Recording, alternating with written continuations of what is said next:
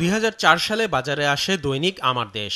অল্প সময়ের মধ্যেই পাঠকপ্রিয়তা পায় পত্রিকাটি। তৎকালীন আওয়ামী সরকারের জ্বালানি উপদেষ্টা তৌফিক ইলাহি চৌধুরী ও শেখ হাসিনা পুত্র সজীব ওয়াজেদ জয়ের দুর্নীতির সংবাদ প্রকাশ করলে পত্রিকাটি শাসক গোষ্ঠীর চক্ষুশূলে পরিণত হয়। সরকার বিরোধী সংবাদ প্রচারের জেরে 2013 সালের এপ্রিলে বন্ধ করা হয় প্রকাশনা।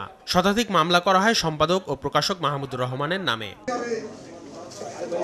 গত 5 আগস্ট আওয়ামী সরকার পতনের পর দেশে ফিরেন ডক্টর মাহমুদুর রহমান। শুক্রবার জাতীয় প্রেস ক্লাবে সংবাদ সম্মেলন করে পত্রিকাটি পুনঃপ্রকাশের ঘোষণা দেন তিনি। জানান 22 ডিসেম্বর থেকে ছাপা ও অনলাইন মাধ্যমে পুনরায় প্রকাশিত হবে দৈনিক আমার দেশ।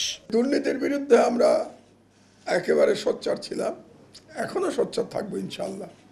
আমরা অসহায় মানুষের কণ্ঠস্বর হতে চাই। ফ্যাসিবাদ ও দুর্নীতির বিরুদ্ধে খবর প্রকাশের মাধ্যমে পত্রিকাটি আবারও শক্ত অবস্থানে যাবে বলে জানান মাহমুদুর রহমান। শুধু হাসিনার ফ্যাসিবাদ নয়, আওয়ামী ফ্যাসিবাদ নয়, যে কোনো ধরনের ফ্যাসিবাদের বিরুদ্ধে আমাদের লড়াই অব্যাহত থাকবে। যদি আর কেউ হাসিনার পদাঙ্ক অনুসরণ করতে চায়, তাহলে আমরা অবশ্যই আমার দেশ মাথা উঁচু করে সেই নব্য ফ্যাসিবাদের বিরুদ্ধে লড়াই ইনশাল্লাহ অব্যাহত রাখবে। কোনো নির্দিষ্ট রাজনৈতিক দলের হয়ে কাজ করবে না বলে নিশ্চিত করেন পত্রিকাটির সম্পাদক।